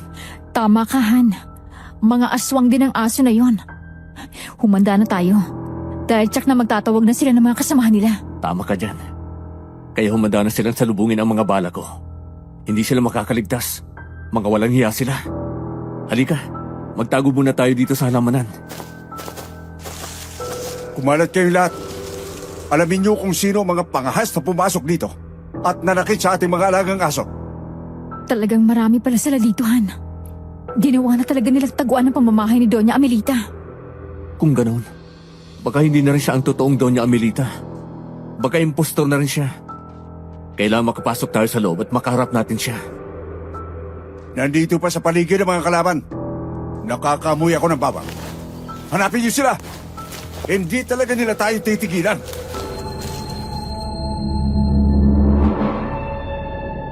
Matalas ang pang-amoy ng mga aswang. Naaamoy nila ang mga dinikdik na bawang sa aming mga bulsa, kaya hindi nagtagalay nakita na rin nila kami. Nang mayroong mga aswang na nakalapit sa amin ay kaagad kaming lumantad ni Selena. Napatigil naman sa paglapit ang mga aswang dahil ang totoo hindi nila gusto ang amoy ng bawang. Isa pa ay natatakot sila sa asin na hawak namin. Pinaligiran nila kami kaya naman naging alerto kami ni Selena. May mga unang aswang ang sumalakay sa amin kaya napilitan akong barilin sila. Pero dahil maliliksi sila ay hindi napuruhan hanggang sa lumapit sa amin si Naldo.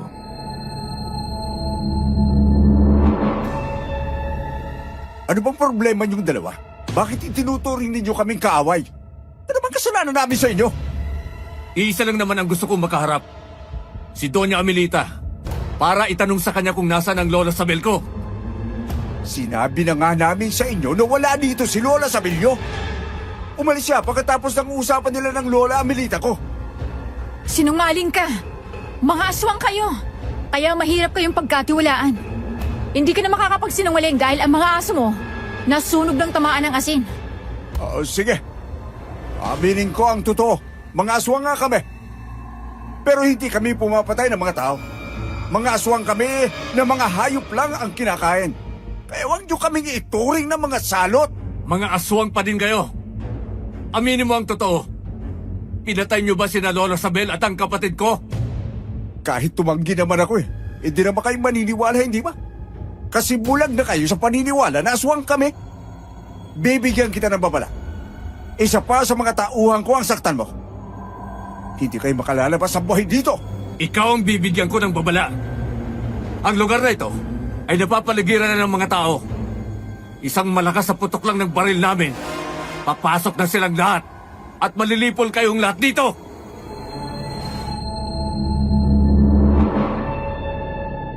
Natigilan si Naldo sa sinabi ko.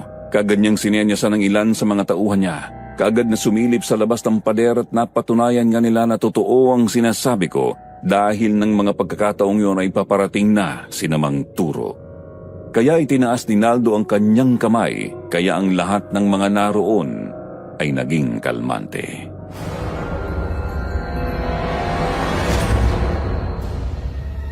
Hindi ko isasakripisyo ang buhay ng mga kasama ko. Dahil sa kahalan mo, friend. Gumawa tayo ng kasunduan.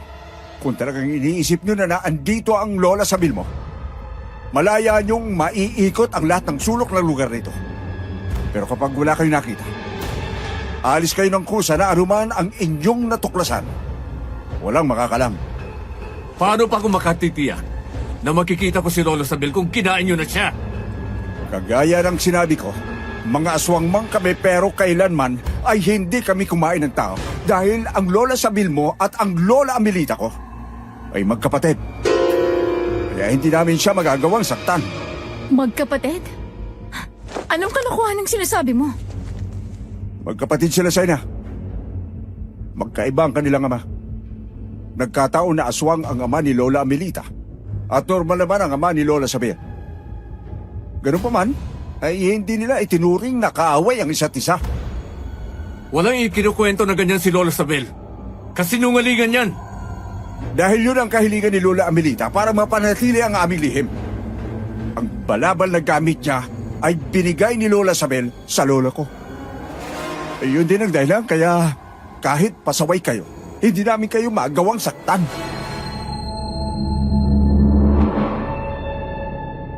Maya-maya lang ay naputol ang pag-uusap namin nang dumating si Doña Amelita. Marahan siyang lumapit sa akin at sinabi na totoo ang lahat ng sinabi ni Naldo. May pinakita siyang larawan na kasama nilang dalawa ang kanilang ina.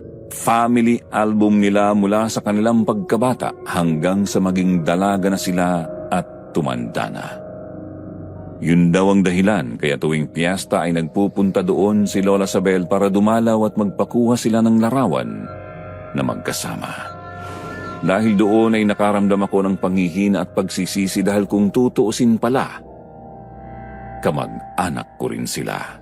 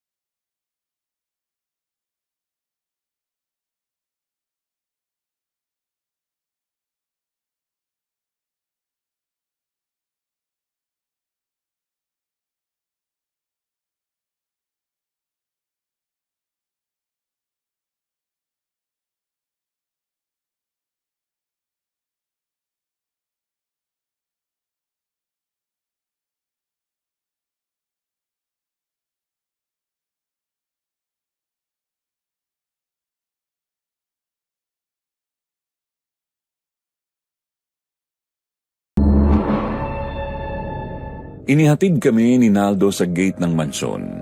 Naroon si Mang Turo. Sinabi ko kay Mang Turo na mali ang aming hinala. Hindi aswang ang mga tao sa mansyon kaya umalis na kami doon. Maya-maya lang ay naputol ang aming pag-uusap nang makita kong palapit sa amin si Tito Daniel. Kagad ko siyang sinalubong, kasunod ko si Selina. Napansin ko na nakatingin sa amin si Naldo kaya lumayo kami ng bahagya ni Tito Daniel. Napansin ko din na natataranta ang aking tiyuhin, hindi siya mapakali habang nakatingin sa mga taong naroon. Minsan ay tumitingin siya sa di kalayuan na parabang mayroong tinatanaw. Kapag titingnan ko naman ang direksyong tinatanaw niya, wala naman akong makita.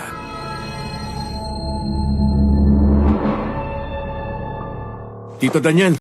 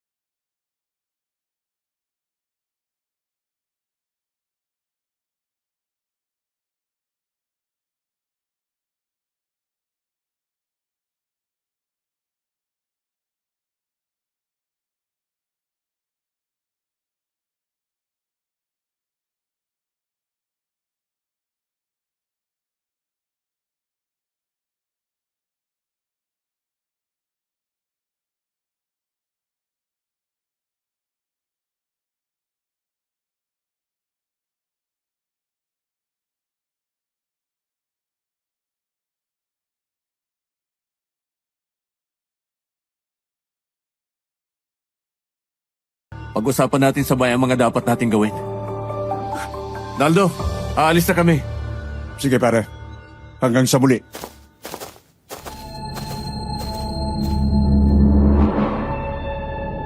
Nang isara ni Naldo ang gate ng mansyon ay sumakay na kami ni Selina sa aking sasakyan. Si Tito Daniel naman ay sa kanyang kotse sumakay. Sumunod na siya sa amin nang umuwi kami ni Selina.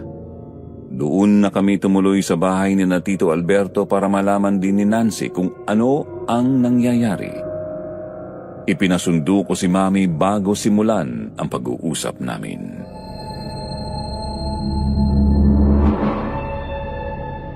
Ilang araw na palang hawak ng mga kidnapper si Mama. Nakakapagtaka na ngayon lang sila tumawag sa iyo, Kuya Daniel. Nagtataka nga din ako, Narda. Pero hindi na yung mahalaga sa ngayon. Ang malamang buhay si Mama ay sapat na para kumilos tayo. 3 milyon ang hinihingi ng mga kidnappers. Hati-hati na lang tayo. Hanggang kalahati lang ang kaya kong ibigay, Tito Daniel. Alam mo naman na patuloy pa rin nagpapalakas si Papa. Hindi pa nakakapagpaani ng mga pinatanim na palay. Sige, sasagutin ko ng 1 milyon. Narda, alam kong marami kang ipon sa bangko mo, kaya sagutin mo ng 1. Para 500,000 na lang ang kulang natin. Sige, sasagutin ko na ang kulang na 500,000 piso para makumpleto ng hinihingi ng mga kidnappers. Mabuti naman kung ganon. Sige na, kumilos na tayo habang may panahon pa. Dapat ay walang oras na masayang. Nanganganib ang buhay ni na Mama. Alis na ako para mag-withdraw sa bangko. Aalis na din kami. Malaking halagang kailangan nating likumin kaya sana lang mapakiusapan ng mga bangko na maihanda ng madali ang pera na ating kailangan. Tayo na, Mama. Sumabay na kayo ni Nancy sa amin. Sige, Kuya. Bibilinan ko lang ang katulong na tingnan muna si Papa.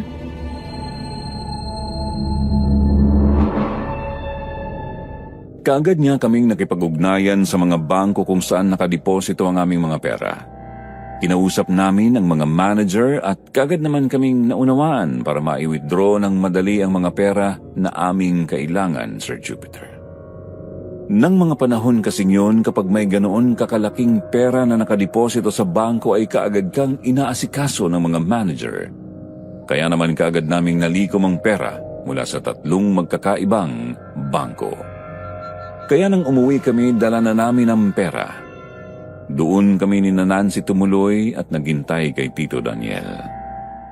Makalipas ang ilang oras, dumating si Tito Daniel na may dalang bag. Laman yun ang 1 milyong piso.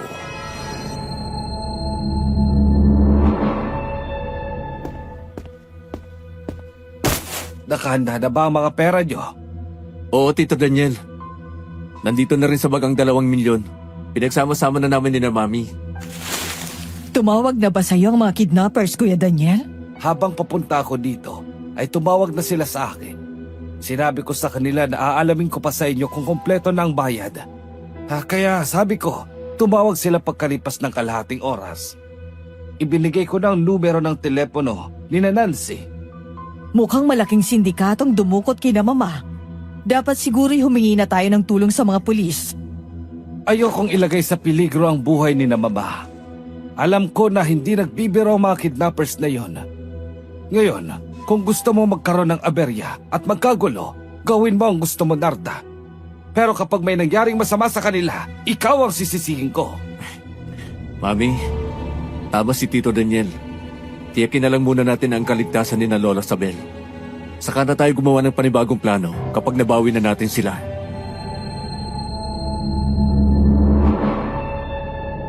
Di nga nagtagal ay naputol ang aming pag-uusap ng tumunog ang telepono ni Nancy. Ako ang unang dumampot sa telepono at nakausap ko nga ang kidnappers. Gusto niya ay si Tito Daniel ang magdadala ng pera na pangtubos kina Lola Sabel. Ipaparada niyo ng kotse sa tapat ng palaruan sa plaza sa sentro ng baryo at doon siya susunduin ng mga kidnappers. Dapat ay siya lang mag-isa. Kailangan siyang isama ng mga kidnappers para makuha niya sina Lola. Kaya pagdating ng 6:00 ng gabi, ganoon na nga ang ginawa namin. Habang sakay ng kanyang kotse si Tito Daniel at pumarada sa lugar na sinabi ng mga kidnappers, tahimik siyang naghintay doon. At di nagtagal, may sumakay na 2 lalaki sa kanyang kotse.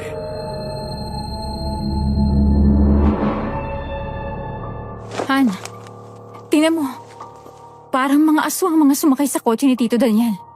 Parang mga taong aso ba yun? Taong lobo. Kung ganon, ay totoo nga din palang sinabi ni Adolfo.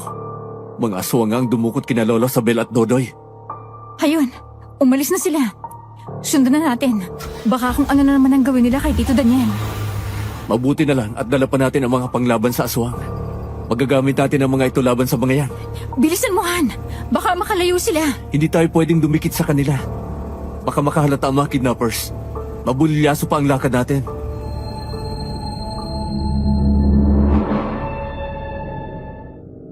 Makalipas ang halos isang oras ay nakita namin na pumasok sa bakuran ang kotse ni Tito Daniel. Sa tingin ko ay isa iyong lumang bodega. Kaya nang iparada namin sa di kalayuan ng aming kotse ay maingat kaming lumapit doon ni Selena. Naghanap kami ng daan kung saan kami makakapasok. Hanggang sa makita namin na sa gawing likuran ng bodega ay mayroong daanan. Kaya doon kami dumaan. Maingat kaming pumasok habang hawak ang aming mga baril. Tahimik na tahimik ang paligid. Kaya lalo kaming naging maingat. Madilim na rin kasi pero bigla ay nagliwanag ang paligid. Nagulat kami ni Selena nang maglabasan ang mga nagtatagong mga kalaban. Lahat mukhang mga aswang. Pero ang totoo ay maskara lang pala yun.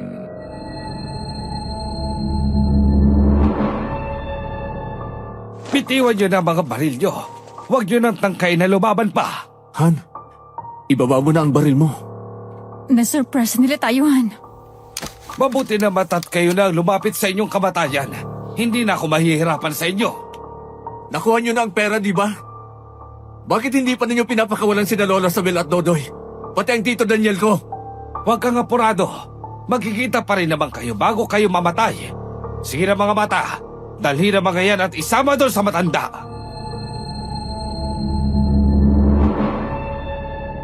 Wala na nga kaming nagawa ni Selena kung hindi ang sumama sa mga lalaking humahawak sa amin dahil gusto talaga naming makita si Lola Sabel at Dodoy. Dinala nga kami sa loob ng bodega at saka pinakasentro nyon. Naroon sina Lola Sabel at Dodoy. Palibhasa ay maedad na si Lola Sabel kaya hindi na nila tinalian ang mga kamay. Si Dodoy lang ang nakagapos sa poste na naroon. Nagulat si Lola Sabel nang makita kami ni Selena.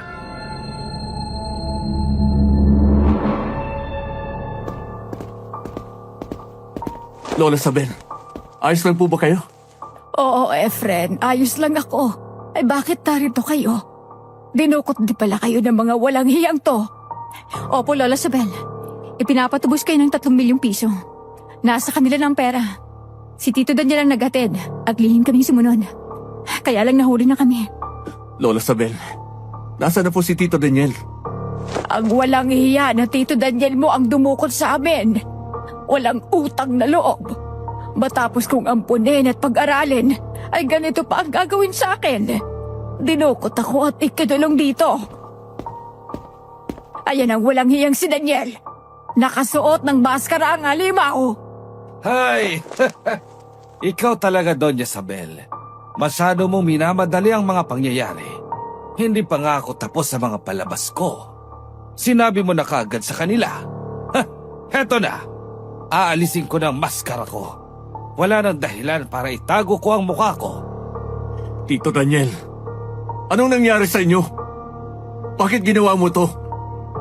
Nakalimutan mo na ba ang lahat ng mga magagandang ginawa sa'yo ni Lola Sabel? Ipinagpa...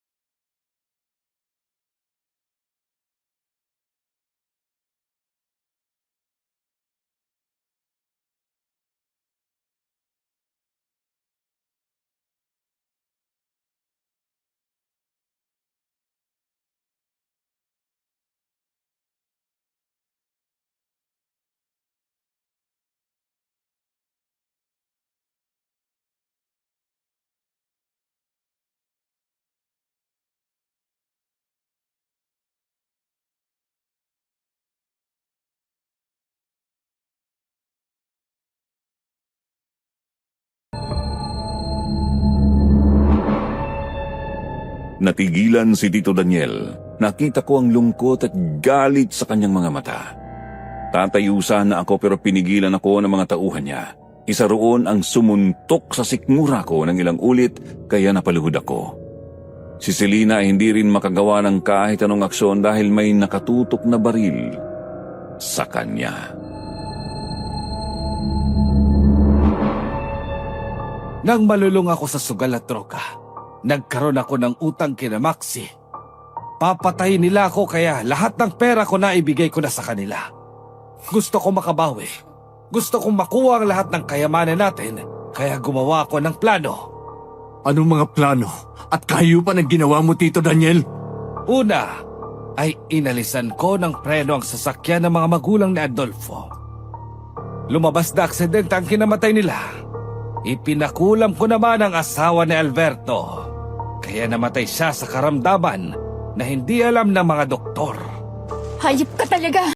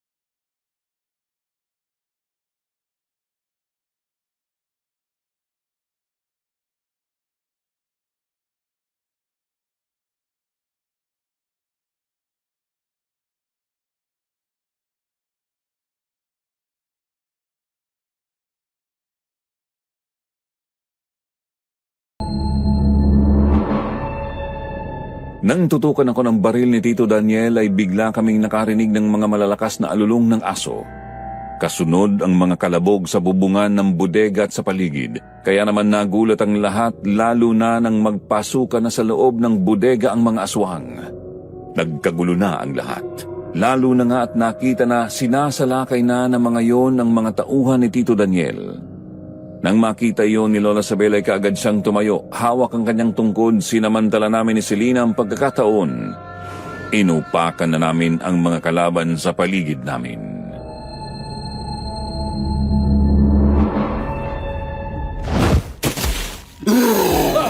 Aswang!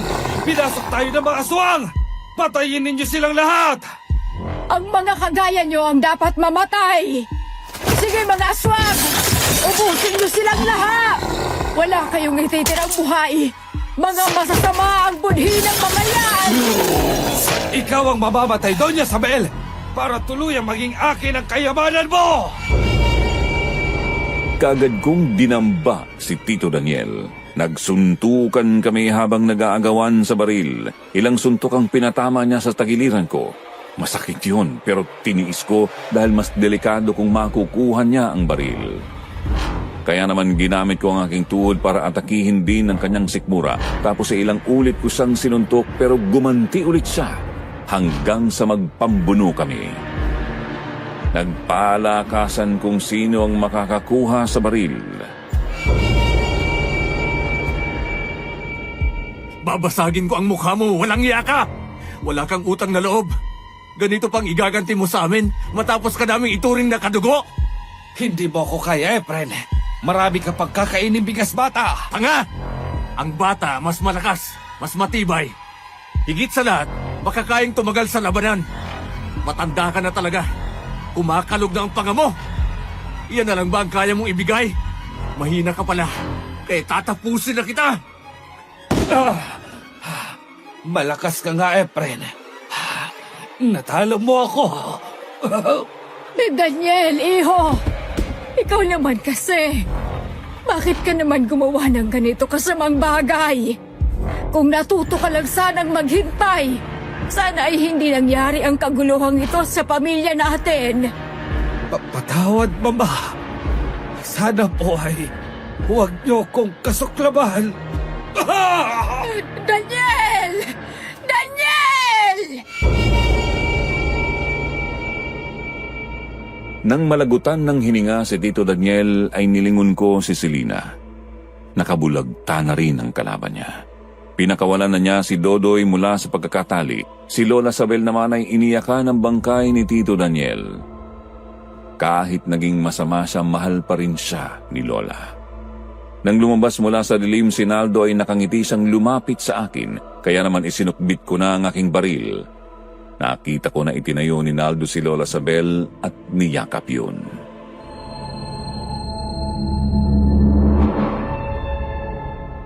Maraming salamat, Naldo. Kung hindi dahil sa inyo, ay baka kung ano na ang nangyari sa amin. Efren, kahit magkaiba ang dugong nananalaitan sa aming mga ugat, di makakaila na magkakamag-anak pa rin tayo dahil kina Lola Sabel at Lola Amelita. Oo nga. Salamat ulit. Sige na, umalis na kayo. Baka may mga dumating ng pulis. Kami na ang bahala dito. Lola Sabel, alis na po ako. Ako na magsasabi kay Lola Amelita na ligtas na kayo. Sige, Naldo. Sabihin mo sa kanya na bago ako bumalik ng Maynila, bibisitahin ko ulit siya. Han, nagdudugong labi mo.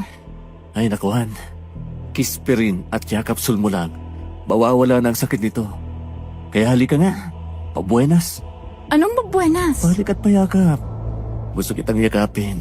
At saka, sabihin na natin sa parents mo na handa na tayo. Para makasal na tayo.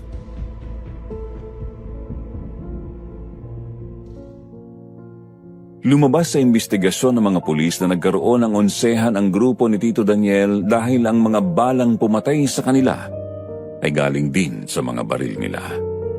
Noon ko naisip na hindi gumamit ng pangil ang mga aswang para sila kagatin, kung hindi lakas ng katawan para labanan ng mga kidnappers at agawin ang mga baril na siyang ginamit para patayin sila. At yan po ang aking karanasan, Sir Jupiter. Sana po mapili ninyo ang aking kwento at mai-upload sa inyong serye. Marami pong salamat and God bless always.